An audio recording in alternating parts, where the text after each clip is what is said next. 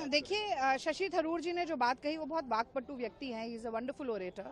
मुझे लगता है जो उन्होंने कहा वो बड़ी साफगोई के साथ कहा। लेकिन मैं ये जरूर कहना चाहती हूँ कि सरकार से सवाल पूछना देश को कटघरे में खड़ा करना नहीं होता, सेना को कटघरे में खड़ा करना नहीं होता। हमने सेना से कोई सवाल नहीं पूछा, सेना के शौर्य को हमने हमेशा सलामी दी।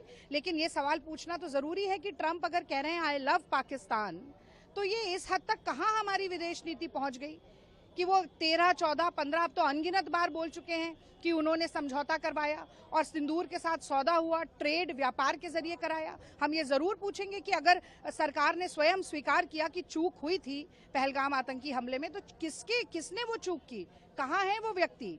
हम ये जानना चाहेंगे कि जो लोग नरसंहार मचाकर गए पाकिस्तान के आतंकी, वो आतंकी आज कहाँ हैं, अभी तक पकड़े क्यों नहीं गए, पाकिस्तान को पहले सूचना क्यों मिली। ये सेना की कमियां नहीं है, ये देश की सरकार की कमियां हैं। जब प्रतिनिधि मंडल के रूप में और उसके सदस्य के रूप में शशि थरूर जी और अन्य नेता तमाम विपक्षी दलों के गए, उन्होंने देश की बात रखी, देश के सम्मान में बात रखी, पाकिस्तान के नापाक इरादों का भांडाफोड़ किया।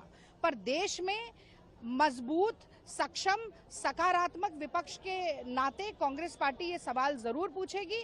अगर देखिए इसमें किसी को बुरा लगता है तो उसमें कुछ नहीं किया जा सकता। मुझे लगता है देश के लिए ये जरूरी है कि सरकार साफगोई से इन सवालों का जवाब दे। सरकार से विपक्ष में सवाल पूछना जायज है, लेकिन सवाल शशि थरूर से क्यों, जिस वजह से वो कहते हैं कि हमारे अंदर हमारे और पार्टी नहीं, हमने कोई सवाल नहीं पूछा। मैंने बिल्कुल साफ आपसे किया कि हम सेना से सवाल नहीं पूछ रहे।